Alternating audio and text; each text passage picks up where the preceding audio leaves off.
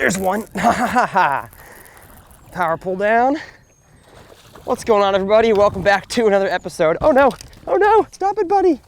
I'm sorry. Another episode of TRF. Today we're gonna be talking about the topic of how to bedfish when you actually can't bedfish. Hopefully that made sense. If not, let's talk about it.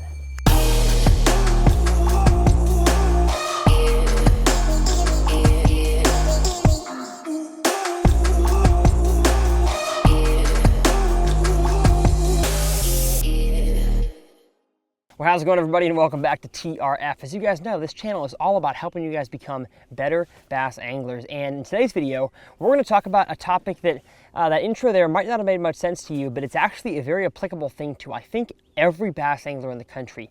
And that is how to fish for bass that are on the beds when you can't actually bed fish for them. And what I mean by that is, bed fishing is a sight fishing game. So you're using your eyes with your polarized sunglasses, as I'll talk about here in a second. You're using your eyes to see the fish and actually flip your bait or cast your bait to them, watch them eat it, and set the hook and get them in the boat. That is what bed fishing is all about. But there's a lot of situations in your lakes and ponds where you're not going to be able to see those fish eat your lures. And we're going to talk about some of those situations right here. Now make sure you guys stick around because we're going to have some awesome fish catches in this video. Gosh, got him. There he is. There he is. Got him. Biggin, dude. So the main one that we're going to talk about today is going to be when you have clear water and fish on beds, but the wind is too strong and maybe the wind has stirred up the water clarity a little bit. So you cannot exactly see those fish eating your lures on the bed. You may still be able to see a bed-like area, but you will not be able to see that exact fish. But before we talk about that, I'm going to talk about a situation that I think is incredibly useful for a lot of you guys that fish ponds and especially dirty water ponds and lakes. Is that I get DMs all the time, hey, I want to go bed fishing, but I can't see the beds. The water's too dirty. And so this is a whole video in itself. I'm not going to go super deep into this, but what you are looking for when you're bed fishing is a hard bottom or hard structure of some type. Bass, just due to the nature of eggs, they need to be sitting on something, on or around something hard. So whether it's gravel, sand, slate rock, any kind of rock, a dock post, a stump, any sort of hard structure, usually one that soaks in heat. That way the eggs can incubate when they have been laid by the female. That is what you are looking for. So you may think, Tyler, how the heck do I find that if the water's dirty? Well, have no fear, you have two options. First of that being use a tungsten weight or a tungsten jig. I here have the Outcast Tackle cage fighter jig or the stealth fighter jig, or really any tungsten weight on a Texas rig, and go to dragging it around. Even a Carolina rig, like a shallow Carolina rig, 1/4 ounce or 1/2 ounce, is a great way to find out what the bottom composition feels like. And of course, if you use your side imaging, down imaging, you can find if there's stumps or if there's laydowns or anything specific down there that those fish might want to spawn on. And so you're gonna have to fish slow. In the spring, the pre-spawn, you can fish reaction baits, but once the full-blown spring spawn rolls around, those fish are a whole lot less active and they are more focused. Their brains are completely focused on the spawn, on getting ready, finding a female, mating, and getting the heck out of there. And so the spawn is definitely a time where you have to slow down, and especially in dirty water. Even if you're in an area that has hard bottom, that those fish are spawning, you're still gonna have to slow down, drag around some sort of Texas rig. Now we're going to switch over to the scenario that you're going to see in this entire video, and that is when it's too windy to really see the beds. But we're going to talk about flipping and pitching your soft plastics, specifically today the Strike King Ocho. It's a soft plastic stick bait lure. Casting and flipping that around areas that look like they have beds, or you can visually see a bed but you cannot see the fish. Now we're going to talk about gear before we even jump onto the front deck to show you guys how to do it for yourselves, because I believe this gear is incredibly crucial to having success doing what I'm going to teach you guys today. And that is very simple, soft plastic stick bait. This is a Strike King Ocho, either the 5-inch or the 6-inch. I usually like the 6-inch, but I'm all out of the 6-inch in baby bass. Baby bass is my favorite color for the spawn, and you guys will have to stay tuned on the channel for further videos to find out why it's my favorite color. But I have that on a 4/0 extra wide gap hook, 20-pound Seaguar Invisex fluorocarbon. I've got the Lew's Tournament Pro reel. love this reel. So smooth, casts so far, the drag is incredibly strong, never slips. And paired with that reel, I have probably my favorite rod that Lew's makes. It is the 7'4" heavy action TP1 black speed stick. It is known as the pitch and stick, but I love casting a weightless Senko around on this rod. And I can't exactly explain why this bait is so good, but it is. It's just an incredible lure to catch these fish. They cannot resist the shimmy of this falling. On a Texas rig, I'll put money on it. There is no better soft plastic stick bait than the Strike King Ocho for a Texas rig. It falls with so much shimmy. It is just an amazing lure. So we're gonna hop on the front deck and we're gonna show you guys a whole bunch of fish catches. Today was an awesome day. We're gonna show you guys a whole bunch of fish catches on how to do it for yourself. So let's jump into it. In the spring when these bass are on beds, I love to just blaze down the bank, find the beds, power pull down and catch them. But in this scenario, you really can't do that. You know, you don't have the liberty of trolling around and finding them because it's too windy. And so you really have to spend a lot more time in an area, because I guarantee you the fish with the wind not really pulling off the bed. Sometimes you'll have such an extreme wind that fish actually will pull off beds, especially if the wind is slapping into the area they've made it. And most of the time they're not leaving, you just have to adjust and catch them. So you really have to pick apart an area a lot slower than you may be used to. So like right here we have, you guys probably can't see it without a polarizer on the camera, but I have my polarized sunglasses on. Again, very important. I use Amphibia eye gear. They float, they're incredible polarized glasses. You guys can get 25% off by using code TRF25. So if you guys are interested, I love these sunglasses, but you need these to see right here. We have a little grass flat, a little, eelgrass, peppergrass, whatever this is, and tons of scattered grass and tons of little white spots. Now, most of them are just openings in the sand, openings in the grass where the sand pops out. But some of them, like the one I just flipped in over there, was a bed that had a 3-pounder on it. So you're gonna really have to spend a lot of time picking these things apart, making a lot of repetitive casts, keeping an eye on your lure if you can see it. If not, just making sure you're keeping contact with your line. And it can be very, very rewarding some of these days. Oh, gosh, got him, biggin'. Biggin, I knew it. Biggin, hello buddy, hello. You're not a huge one, that's awesome. I saw a black shadow emerge from the reed patch to come and eat it. Bring it in here, yes sir. That's a big one. I'll take it all day long. 3-pounders. He ate that Ocho down his mouth. Top of the mouth, beautiful.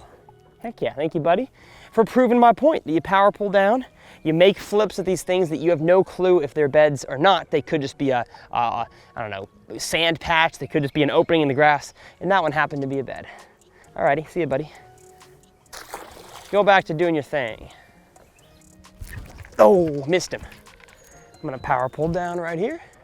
Again, I had no clue if there was a bed there or not. I just saw a white spot. I'm gonna give it another flip. Another flippity flap.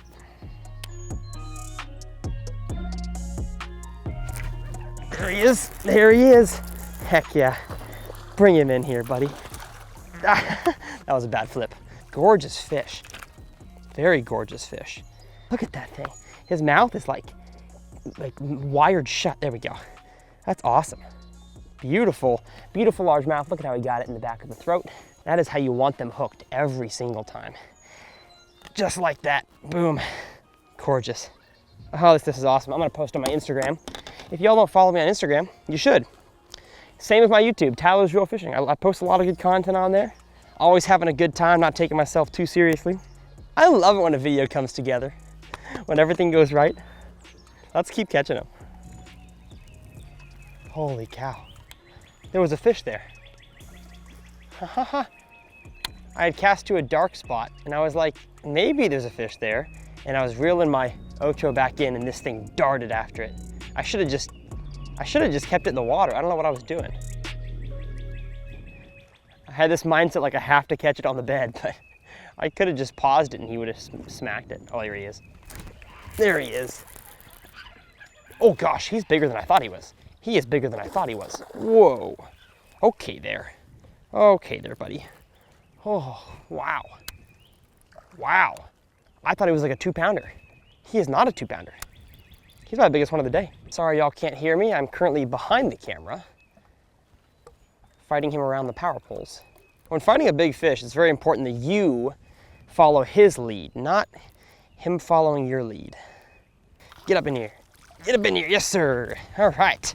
My first really nice one of the day. Probably almost 4 pounds. Big ends, big ends. My camera lens is all dirty. Sorry about that, folks.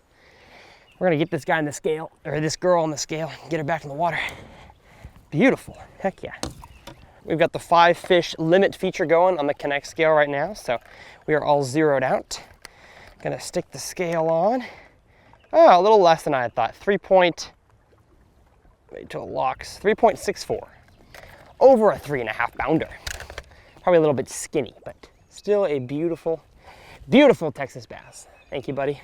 And that was interesting because I had never caught a fish in this lake so far on a black bed. I knew they were out here, but this area here, like I mentioned earlier, was so sandy that when they make the beds, they're not clearing the grass and sediment away to get down to the sand to make a bed. He actually decided to make a bed on the sand itself, so he cleared the sand away to get down to the sediment, which was black underneath. So pretty cool. I love it. Hope you're all learning something. Oh, that ain't a gar. Got him. Biggin, biggin, biggin, dude. Biggin, biggin, biggin, biggin, biggin. Holy cow. Oh my gosh. There he goes. Ha ha ha ha ha ha. Yes, sir. Yes, sir. Yes, sir. Oh my gosh. Come on. Yes, sir. Yes, sir. Yes, sir. This is fun. I'm having the time of my life, and I hope you guys are too. Subscribe if you haven't. What are you stinking waiting for? That right there is what we are all about here on the TRF. And look how he ate that ocho. Look at that. Look how he ate it. Down the mouth. I saw a white spot up there, cast to it, and got him. Biggin. Let's weigh this guy. Oh yeah, 4.17. Just over a 4 pounder. Beautiful. I love it. You can't complain about days like this, folks. You really can't. This is like a dream day. Someone pinch me. Someone pinch me, wake me up. Oh gosh, this is awesome.